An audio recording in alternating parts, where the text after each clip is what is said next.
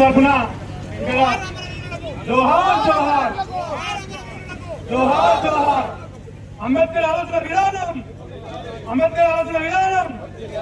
జై భీమ్. దళిత సంఘాలు అన్ని రాజకీయ పార్టీలకు సంబంధించినటువంటి మిత్రుల యొక్క సహకారంతో ఇటువంటి కార్యక్రమ ఉత్సవ కమిటీ చైర్మన్ గా సభ నిర్వహిస్తున్నందుకు నాకు మీ అందరికీ ప్రత్యేకమైనటువంటి ధన్యవాదాలు తెలుపుతా ఉన్నాను. రెండు విషయాలు చెప్పదలుచుకున్నా. డాక్టర్ బాబాసాహెబ్ అంబేద్కర్ గారి యొక్క మాట ఇక్కడ కూర్చున్న వాళ్ళందరికీ తెలవాలనే ఉద్దేశంతో ఈ బ్యానర్ చేయించడం జరిగింది. చిన్న చిన్న గుంపులని చెప్పి రాసులే కనబడకపోతే కొందరు ఒక మాట చెప్పింది స్కూళ్ళ విషయంలో. అది గమనించే ఈ దేశానికి దార్శనికను, ఈ దేశానికి ముందు చూపించేటువంటి ఏదైతే నేను కూడా ఒక రాజకీయ పార్టీ ప్రతినిధిగా ఉన్నా, ఇప్పుడు ఉత్సవ కమిటీ చైర్మన్ అన్యతగా భావించకండి. మేడం అన్నందుకు సమాధానం చెప్పేటువంటి బాధ్యత ఆ రాజకీయ పార్టీ కార్యకర్తగా నాపై ఉన్నదని చెప్తా ఉన్నాం.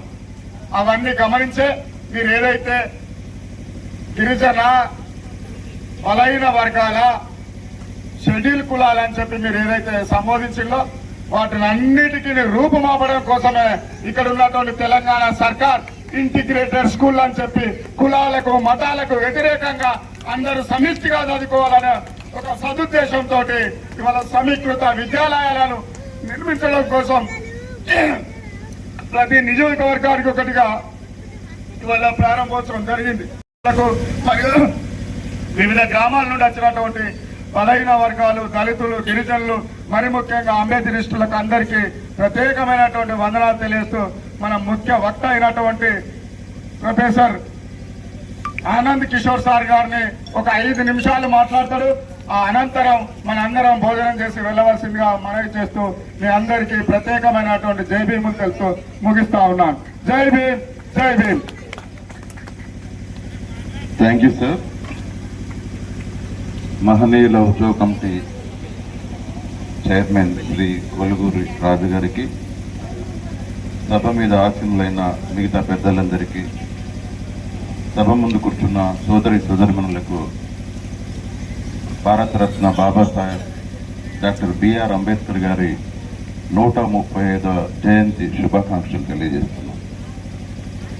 వక్తలందరూ మాట్లాడిన తర్వాత నా దగ్గర మాట్లాడడానికి మిగిలింది ఏం లేదు.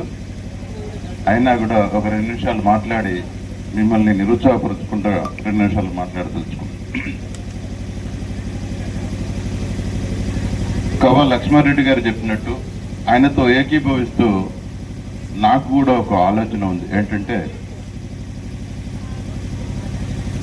ఒక గుడిని కట్టి భిక్షగాళ్ళను తయారు చేయడం కంటే ఒక బడిని కట్టి మేధావులను తయారు చేయడం మంచిదని గుర్రం జాషువా గారు, అంబేద్కర్ గారు, జ్యోతిరావు పూలే గారు ఎన్నో ఏళ్ల క్రితం చెప్పారు.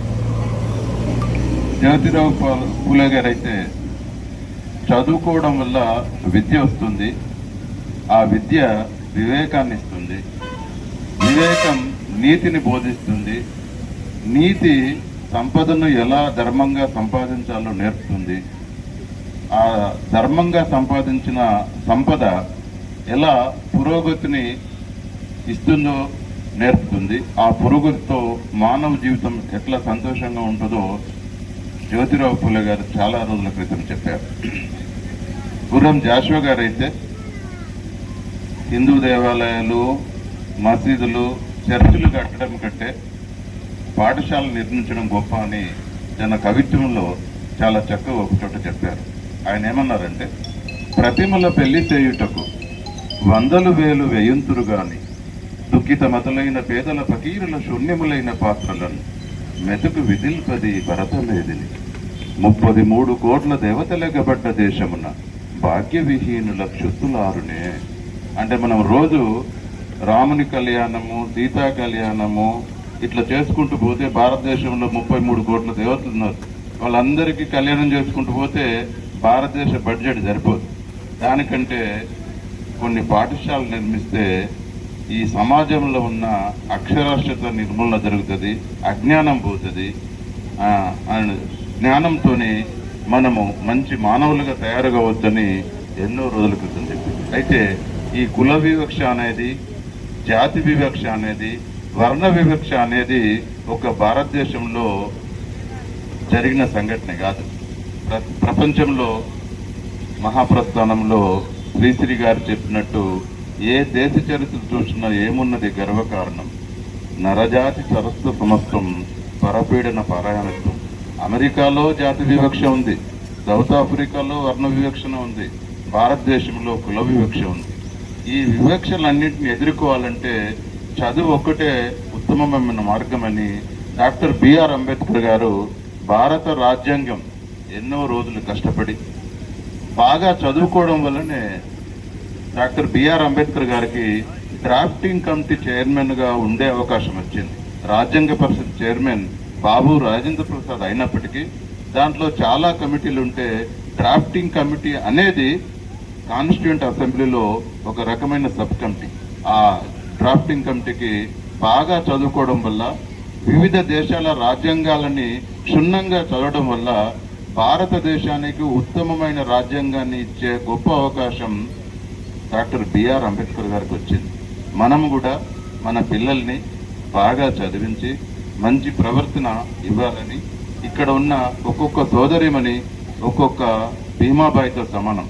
భీమాబాయి గారు తన కొడుకు అంబేద్కర్ గారిని ఎంతో కష్టపడి చదివించింది.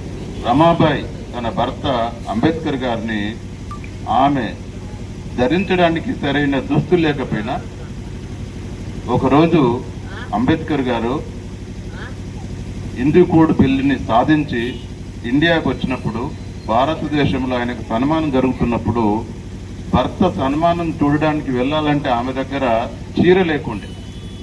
ఎవరో అంబేద్కర్ గారికి సన్మానం ఇచ్చిన శాలువతో కప్పుకొని చినిగిన చీరతో తన భర్త సన్మాన కార్యక్రమానికి రావడం మనం చరిత్రలో చూడడం. కానీ మనము ఓటు అమ్ముకొని, చిన్న చీరలు ఇస్తే ఓటు అమ్ముకొని ప్రజాస్వామ్యాన్ని భంగపరిచి మన ఓటును సరిగా ఈ రోజుల్లో వినియోగించుకోలేకపోతున్నాం. కానీ అది మనకే అంటే ఒక ఊర్లో ఒక దొంగ ఒక ఇంట్లో పడితే మా వాడలోకి రాలేదు కదా అనుకుంటాం, మన వాడలో పడితే మన ఇంట్లోకి రాలేదు కదా అనుకుంటాం. తీరా మన ఇంట్లో కూడా దొంగ వస్తాడు. మన ఊర్లో పడ్డప్పుడే మనం అలర్ట్గా ఉంటే, దానికి ప్రివెంటివ్ యాక్షన్ తీసుకుంటే మన ఇంటి దాకా వచ్చేది కాదు. అదేవిధంగా మన ఓటు హక్కుని మనము సక్రమంగా వినియోగించుకోవాలి. ఇప్పటికీ లక్ష్మారెడ్డి గారు చెప్పినట్టు ప్రతిరోజు మనం పేపర్లో, ఎలక్ట్రానిక్ మీడియాలో కుల రకమైన హత్యలు, మతపరమైన హత్యలు, జాతి రకపరమైన హత్యలు మనం చూస్తూనే ఉన్నాం. అని వీటన్నిటిని అరికట్టాలంటే మనము ఎక్కడ అన్యాయం జరిగితే అక్కడ ఎదిరించాలి, ఎక్కడ అన్యాయం జరిగితే అక్కడ ఎదిరించాలి. మన చదువుకున్న చదువు మన సమాజంలో జరుగుతున్న రుగ్మతులకు, అన్యాయాలకు ఒక ఆయుధంగా తయారు కావాలి. సో ఈ అంబేద్కర్ పుట్టినరోజుని మనం అందరం స్ఫూర్తిగా తీసుకొని అంబేద్కర్ జయంతులే మామూలుగా జరుపుకోవడం కాకుండా, ఆయన ఆత్మకు శాంతి చేకూరాలంటే ఆయన ఆశించిన మార్గాలను మనం ఎన్నుకొని నెక్స్ట్ తరం వాళ్ళకు కూడా మనం ఆదర్శంగా ఉండి మంచి బుద్ధులు, మంచి విద్యాబుద్ధులు నేర్పి మంచి పౌరులుగా తయారు చేసి ఈ భారతదేశ అభివృద్ధికి, సమగ్రతకు మనం కూడా తోడ్పడాలని శ్రీశ్రీ గారు చెప్పినట్టు, నేను సైతం ప్రపంచాగ్నికి సమిధనొక్కటి ఆహుతిచ్చాను, నేను సైతం విశ్వవృష్టికి ఆసురు ఒకటి ధారపోషాను, నేను సైతం భువనఘోషకు వెర్రి గొంతుక విచ్చిమోషను. అంటే మన వంతు కర్తవ్యం కూడా కొంత ఉండాలి. మనము రాజ్యాంగం మనకి చదువుకునే హక్కు ఇచ్చింది, గుడిలో ప్రవేశించే హక్కు ఇచ్చింది. ఎవరైనా ప్రవేశం నిరాకరిస్తే వాళ్ళ మీద చట్టపరమైన చర్యలు తీసుకోవడానికి కూడా మనకు హక్కు ఇచ్చింది. కానీ అంబేద్కర్ గారికి అటువంటి అవకాశం లేకుండా ఆయన చదువుకునేటప్పుడు గుళ్ళో అవమానపడ్డాడు, బల్లో అవమానపడ్డాడు, సమాజంలో అవమానపడ్డాడు. కానీ అటువంటి అవమానాలు మనకు లేవు. కాబట్టి అంతటి గొప్ప వ్యక్తికి మనము నివాళులు అర్పించాలంటే మనము కూడా మన వంతు సహాయంగా కొంతమందికి ఉపయోగపడాలి, సమాజానికి తోడ్పడాలి. ఎక్కడైతే అన్యాయం జరుగుతుందో ఆ అన్యాయాన్ని మనము మన విజ్ఞానంతో ఎదుర్కొని మళ్ళీ అటువంటి సంఘటనలు పునరావృతం కాకుండా మీరంతా ప్రతిజ్ఞ పూనుకుంటారని కోరుకుంటూ నాకు ఈ అవకాశం ఇచ్చిన రాజుగారికి ధన్యవాదాలు తెలుపుకుంటూ once again my best wishes on the occasion of 135th birth anniversary celebrations of Bharat Ratna Babasaheb doctor BR Ambedkar గారు. సమయాభావం వల్ల సార్ చాలా విషయాలు మాట్లాడేది ఉండగానే మాట్లాడలేకపోయాడు. మిమ్మల్ని ఇంత లేట్గా మాట్లాడించినది క్షమించమని చెప్పి వేడుకుంటూ ఈ సభ ఇంతటితో ముగుస్తుంది. Coat of thanks. వందన సమర్పణ శ్రీగుంట్ల భిక్షపతి గారిని చేయవలసిందిగా కోరుతున్నాం.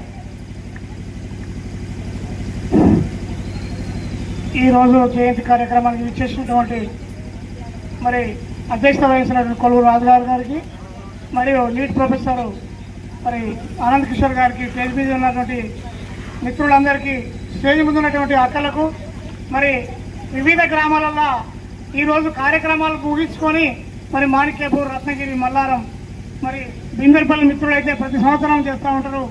మరి ఇక్కడ ఈ కార్యక్రమానికి మీ సమయాన్ని వెచ్చించి మీరు విలువైన సమయాన్ని ఇక్కడ ఇచ్చినందుకు మీ అందరికీ మాజీ సర్పంచులు, ఎంపీటీసీలు, మరి అక్కలు, దయచేసి ఈ రోజు వచ్చినటువంటి మనం అందరము మళ్ళీ నెక్స్ట్ జయంతి వరకు ఒక్కొక్కరిని తీసుకొచ్చిన ఈ డయాస్ సరిపోకుంటుంటుందని తెలియజేస్తూ, మరి సరూపక్క గారు ఈ యొక్క మహిళలను ఇట్లే కూడగట్టుకుంటా రోజు రోజుకి ఇంకా చాలా మందిని పెంచాలని మనవి చేస్తూ, ఈ కార్యక్రమానికి విచ్చేసినటువంటి వారు, ఈ కార్యక్రమానికి మరి భోజనాలు అయితేనేమి, వాటర్ అయితేనేమి, మరి విలేకరులకు, మరి పోలీస్ అధికారులకు, ఈ కార్యక్రమానికి సాగించిన వారందరికీ పేరు పేరున ధన్యవాదాలు తెలియజేస్తూ ఈ సభ ముగిసిందిగా మనవి చేస్తూ అందరం చక్కటి భోజనం ఏర్పాటు చేశారు.